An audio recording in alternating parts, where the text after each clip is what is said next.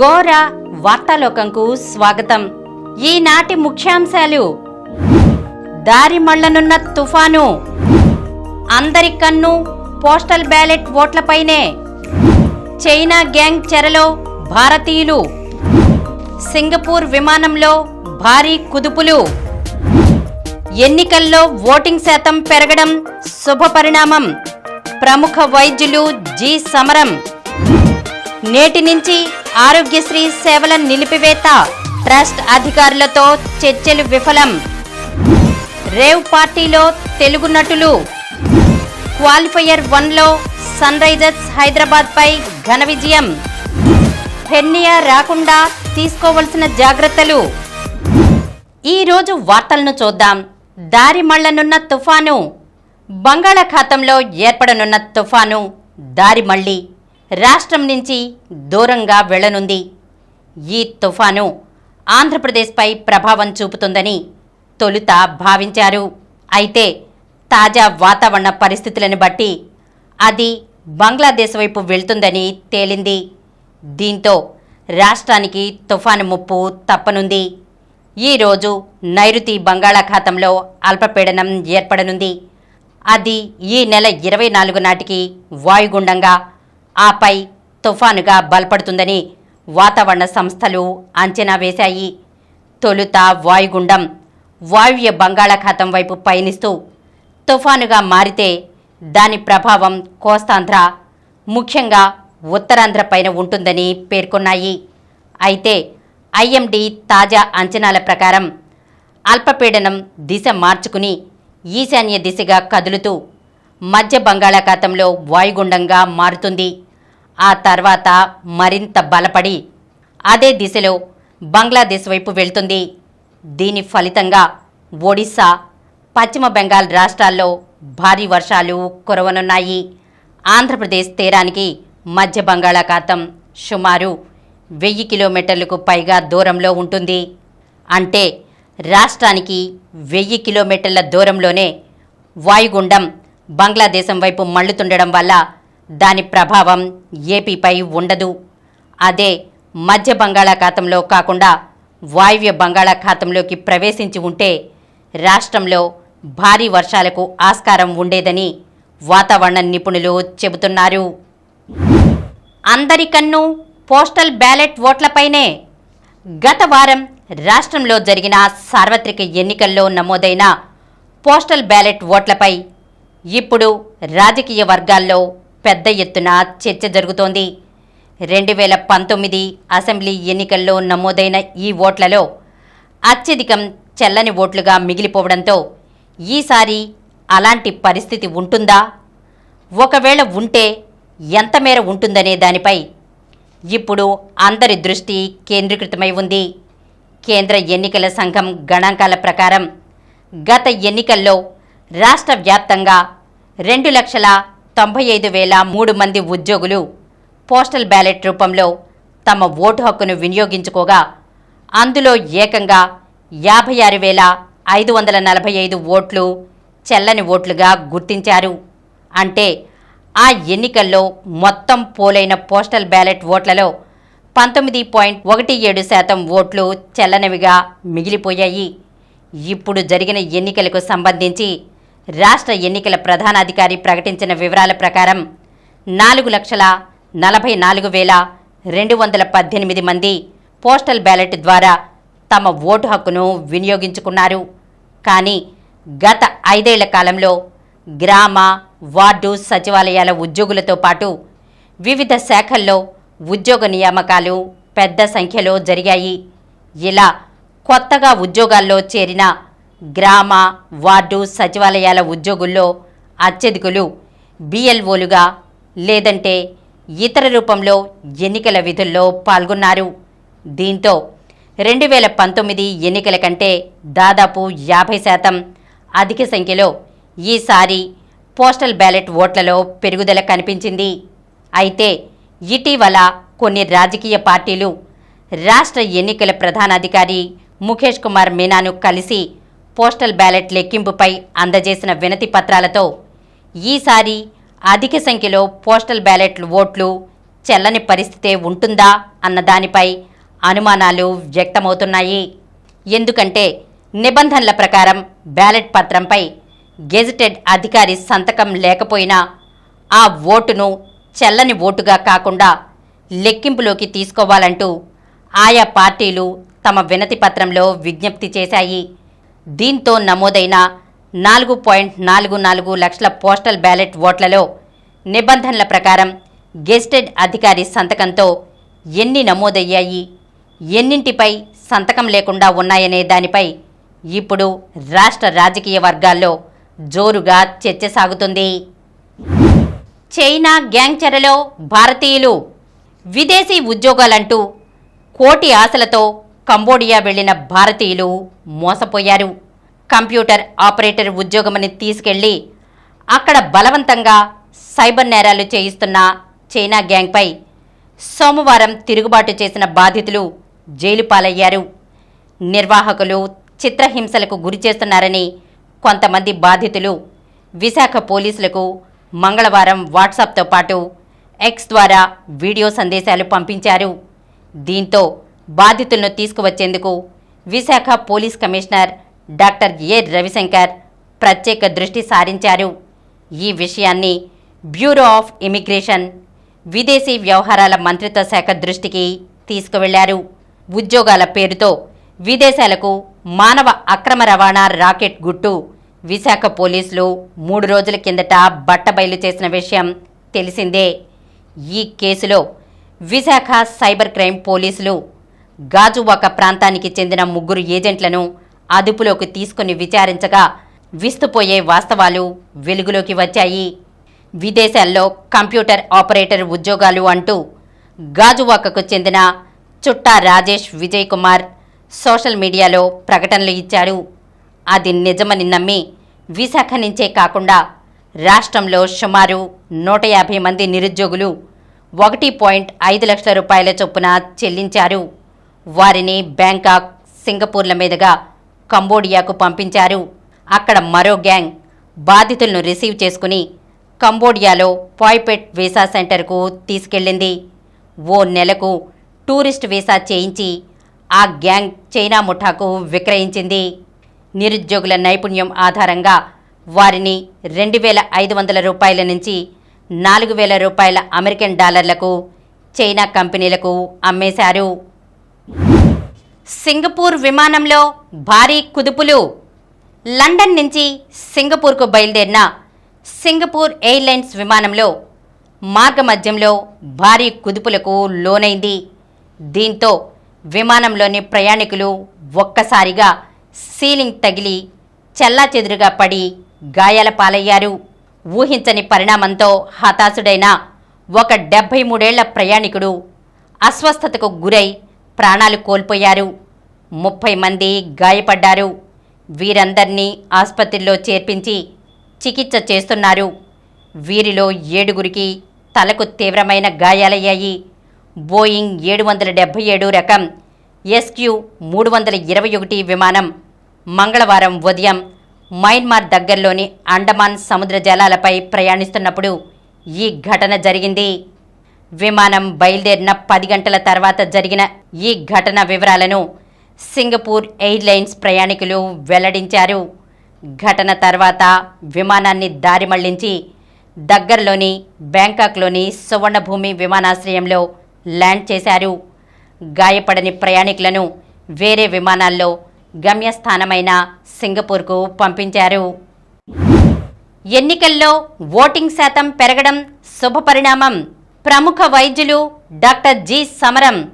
సాధారణ ఎన్నికల్లో ఓటింగ్ శాతం బాగా పెరగడం శుభపరిణామమని, ప్రజాస్వామ్యం పట్ల, మన దేశ ఎన్నికల విధానం పట్ల ప్రజల్లో పెరిగిన విశ్వాసాన్ని ఇది సూచిస్తోందని సామాజికవేత్త, ప్రముఖ వైద్యులు జి సమరం అన్నారు. ప్రజల్లో ఓటు ప్రాధాన్యతను వివరిస్తూ జిల్లా వ్యాప్తంగా సభలు, సమావేశాలు, ర్యాలీలు, కళాజాతాలు, సైకత శిల్పాలు ఏర్పాటు చేసి ప్రచారం నిర్వహించిన పలువురు ప్రముఖులను సీనియర్ సిటిజన్స్ వెల్ఫేర్ అసోసియేషన్ ఆధ్వర్యంలో మంగళవారం బందరులాకుల సెంటర్లోని సీనియర్ సిటిజన్స్ కార్యాలయంలో అభినందన సత్కార కార్యక్రమం నిర్వహించారు. ప్రముఖ వైద్యులు జి సమరం, జిల్లా ఎన్నికల నోడల్ అధికారి ఉప్పలపాటి శ్రీనివాసరావు, ప్రజా గాయకుడు ఆర్ పిచ్చయ్య, సైకత శిల్పి బాలాజీలను శాలువా కప్పి ఘనంగా సత్కరించారు. ఈ సందర్భంగా డాక్టర్ సమరం ఎన్నికల విధానంలో వివిధ దేశాల్లో అవలంబిస్తున్న విధానాన్ని వివరించారు. కార్యక్రమంలో మానసిక వైద్యులు వి సదానందం, వల్లూరు రామారావు, అసోసియేషన్ కార్యదర్శి మోతుకూరి వెంకటేశ్వరరావు, ఉపాధ్యక్షుడు ఎంవి బాబు, కోశాధికారి దావులూరి సాంబశివరావు, సంఘ సభ్యులు నాదెళ్ల సుమతీదేవి, సామాజిక కార్యకర్త అరుణ్ కుమార్, వైద్యులు జగదీష్ తదితరులు పాల్గొన్నారు. నేటి నుంచి ఆరోగ్యశ్రీ సేవల నిలిపివేత, ట్రస్ట్ అధికారులతో చర్చలు విఫలం. పెండింగ్ బిల్లుల చెల్లింపులపై ఆరోగ్యశ్రీ ట్రస్ట్ అధికారులు, ఆంధ్రప్రదేశ్ స్పెషాలిటీ హాస్పిటల్ అసోసియేషన్ ప్రతినిధుల మధ్య మంగళవారం జరిగిన చర్చలు విఫలమయ్యాయి. దీంతో ఇప్పటికే ప్రకటించిన ప్రకారం ఈ రోజు నుంచి తమ అసోసియేషన్లో సభ్యత్వం కలిగిన ఆసుపత్రుల్లో రోగులకు చికిత్స అందించడాన్ని నిలిపివేయనున్నట్లు ఆశ స్పష్టం చేసింది. గత ఆగస్టు నుంచి బకాయి పడిన 1500 కోట్ల రూపాయల బిల్లులను వెంటనే చెల్లించకుంటే ఆరోగ్యశ్రీ సేవలు నిలిపివేస్తామని ఆశ ప్రకటించిన నేపథ్యంలో అసోసియేషన్ ప్రతినిధులతో ఆరోగ్యశ్రీ ట్రస్ట్ సీఈఓ లక్ష్మీశ మంగళవారం రాత్రి జూమ్ కాన్ఫరెన్స్ ద్వారా చర్చించారు. ప్రభుత్వం బిల్లుల చెల్లింపుల కోసం చర్యలు తీసుకుంటుందని సీఈఓ చెప్పారు. గతంలోనూ ఇలాగే చెప్పినప్పటికీ బిల్లుల చెల్లింపులు జరగలేదని ప్రతినిధులు పేర్కొన్నారు. బిల్లుల చెల్లింపులకు నిర్దిష్టమైన చర్యలు కనిపించనందున ఈ రోజు నుంచి ఆరోగ్యశ్రీ ఉద్యోగుల ఆరోగ్య బీమా కింద కొత్త కేసులను తీసుకునేది లేదని Asha acting president Y Ramesh, ప్రధాన కార్యదర్శి సి అవినాష్ ఓ ప్రకటనలో తెలిపారు. రేవ్ పార్టీలో తెలుగు నటులు. బెంగళూరు నగర శివారులో ఆదివారం రాత్రి నిర్వహించిన రేవ్ పార్టీకి తెలుగు సినీ నటి హేమ హాజరైనట్లు నగర పోలీస్ కమిషనర్ దయానంద్ మంగళవారం ప్రకటించారు. నేనేమీ ఆ పార్టీకి హాజరు కాలేదు అంటూ ఆమె సోమవారం ఓ వీడియో విడుదల చేయడంతో పోలీసులు ఈ వివరణ ఇచ్చారు. రేవ్ పార్టీతో నాకేమీ సంబంధం లేదు, కావాలని నా పేరు ప్రచారం చేస్తున్నారు అని ఆమె తప్పుడు ప్రచారానికి దిగారని దయానంద్ వివరించారు. ఆమె ఆ కార్యక్రమానికి హాజరైనట్లు మంగళవారం ఇక్కడ నిర్వహించిన విలేకరుల సమావేశంలో ఆధారాలు విడుదల చేశారు. తెలుగు సినీ రంగానికి చెందిన కొందరు నటులు, బుల్లితెర నటులు, మోడల్స్, వివిధ రంగాలకు చెందిన ప్రముఖులు, రాజకీయ నేతల కుటుంబీకులు హాజరైనట్లు గుర్తించామని చెప్పారు. వారంతా మత్తు పదార్థాలు తీసుకున్నారో లేదో పరీక్షించడానికి రక్త నమూనాలు సేకరించి ప్రయోగశాలకు పంపించామని తెలిపారు. అదుపులోకి తీసుకున్న 101 మందిలో 5గురు మినహా మిగిలిన వారందరినీ పోలీస్ ఠాణా జామీనుపై విడుదల చేశామని, పిలిస్తే విచారణకు హాజరు కావాలని సూచించామని చెప్పారు. పార్టీలో మత్తు పదార్థాలు వాడారనే సమాచారంపై ఆ రాష్ట్ర హోంమంత్రి పరమేశ్వర్ తీవ్రంగా స్పందించారు. ఇలాంటివి ఇకపై జరగకుండా కఠినంగా వ్యవహరిస్తామని హెచ్చరించారు. రేవ్ పార్టీ నిర్వహించిన చోట భారీగా మత్తు పదార్థాలను పోలీసులు స్వాధీనం చేసుకున్నట్లు ధృవీకరించారు. వాటి విక్రయదారులపై కఠిన చర్యలు తీసుకుంటామని అన్నారు. క్వాలిఫైయర్ 1లో సన్ రైజర్స్ హైదరాబాద్పై ఘన విజయం. ఈ సీజన్లో 7 సార్లు ముందుగా బ్యాటింగ్ చేసిన సన్ రైజర్స్ హైదరాబాద్ జట్టు 4 సార్లు 200 పైచిలుకు స్కోర్లను అవలీలగా చేసింది. 8వసారి మాత్రం సన్ బృందం రైజింగ్ కాలేదు. కీలకమైన ప్లేఆఫ్స్లో ముందుగా బ్యాటింగ్కు దిగిన సన్ రైజర్స్ పూర్తి ఓవర్లు ఆడకుండానే 159 పరుగులకే కుప్పకూలింది. రెండో క్వాలిఫైయర్ ఉందన్న ధీమానో లేదంటే ఓడినా పోయేదేం లేదన్న అలసత్వమో గాని హైదరాబాద్ బ్యాటర్లు పేలవ ప్రదర్శనతో కోల్కతా నైట్ రైడర్స్కు సులువుగా ఫైనల్ దారి చూపారు. ఆద్యంతం పక్కా ప్రణాళికతో ఆడిన కోల్కతా ముందుగా బంతితో సన్రైజర్స్ను కట్టడి చేసి ఆ తర్వాత బ్యాట్తో మెరిపించి 160 పరుగుల లక్ష్యాన్ని 13.4 ఓవర్లలోనే ఛేదించేసి దర్జాగా 4వ ఐపీఎల్ టోర్నీలో ఫైనల్లోకి దూసుకెళ్లింది. ప్లే ఆఫ్స్ దశ వరకు తగిన ప్రదర్శన చేసిన కోల్కతా నైట్ రైడర్స్ ఇంకో అవకాశం కోసం ఎదురు చూడకుండా ఐపీఎల్ 17వ సీజన్లో నేరుగా ఫైనల్కు అర్హత సంపాదించింది. మంగళవారం జరిగిన తొలి క్వాలిఫైయర్లో కేకేఆర్ 8 వికెట్ల తేడాతో సన్రైజర్స్ హైదరాబాద్ను చిత్తుగా ఓడించింది. లీగ్ దశలో భీకరమైన ఫామ్ కనబర్చిన సన్రైజర్స్ మాత్రం కీలకమైన దశలో నిర్లక్ష్యంగా ఆడి ఓడింది. ఫైనల్ బెర్త్ కోసం ఆ జట్టు రెండో క్వాలిఫైయర్ కోసం నిరీక్షించనుంది. టాస్ నెగ్గి తొలుత బ్యాటింగ్కి దిగిన హైదరాబాద్ 19.3 ఓవర్లలో 159 పరుగులకే ఆలౌట్ అయింది. రాహుల్ త్రిపాఠి 35 బంతుల్లో 55 రాణించగా హెన్రిచ్ క్లాసెన్ 21 బంతుల్లో 32 మెరుగ్గా ఆడాడు. Player of the match Mitchell Starc 3 వికెట్లు, వరుణ్ చక్రవర్తి 2 వికెట్లు తీశారు. అనంతరం కోల్కతా 13.4 ఓవర్లలో 2 వికెట్లు కోల్పోయి 164 పరుగులు చేసి గెలిచింది.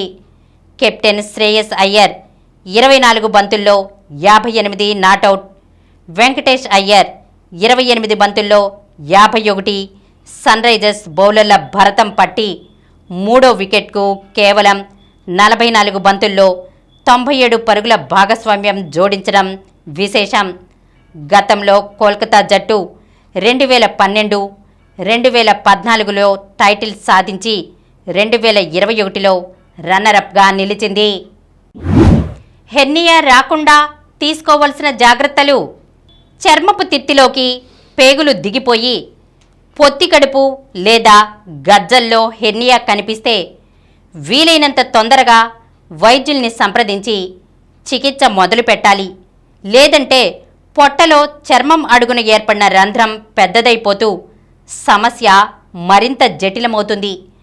కొన్ని సందర్భాల్లో ఈ తిత్తిలోకి చేరుకున్న పేగులకు రక్త ప్రసరణ అందక కుళ్ళిపోవచ్చు కూడా.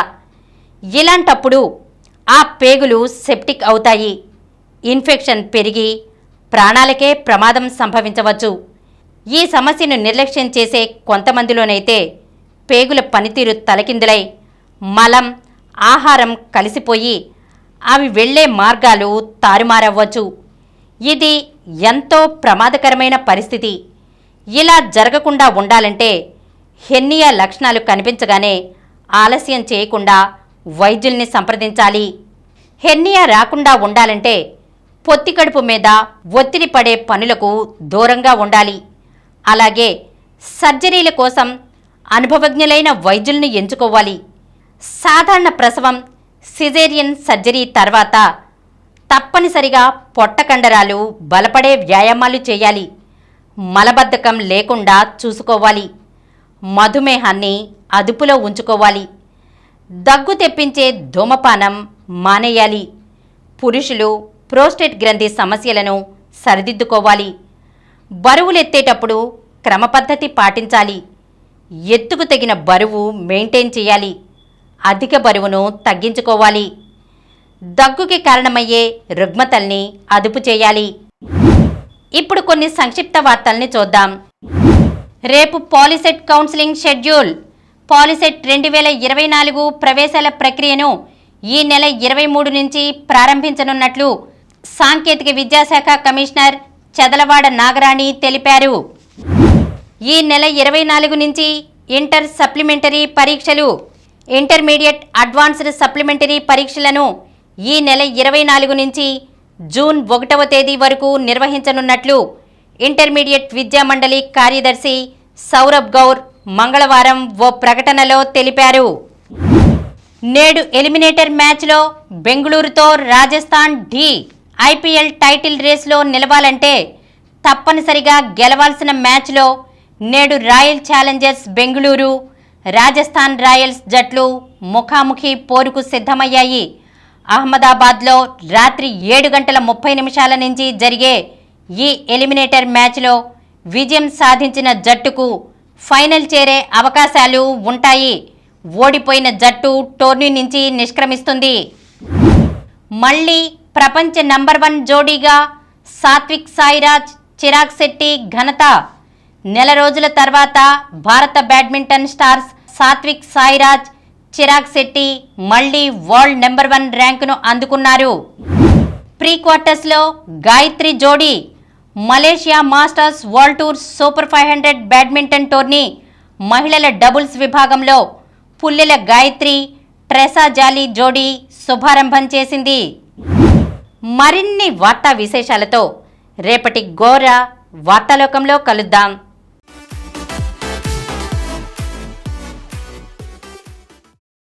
ప్రతిరోజు వార్తా విశేషాల కోసం అనతి కాలంలోనే 20 కోట్ల వ్యూస్ సాధించిన డాక్టర్ సమరం మల్టీ ఛానల్ నెట్వర్క్ సమర్పించు గోరా వార్తాలోకంకు సబ్స్క్రైబ్ చేయండి, లైక్ చేయండి, మీ ఫ్రెండ్స్కి షేర్ చేయండి.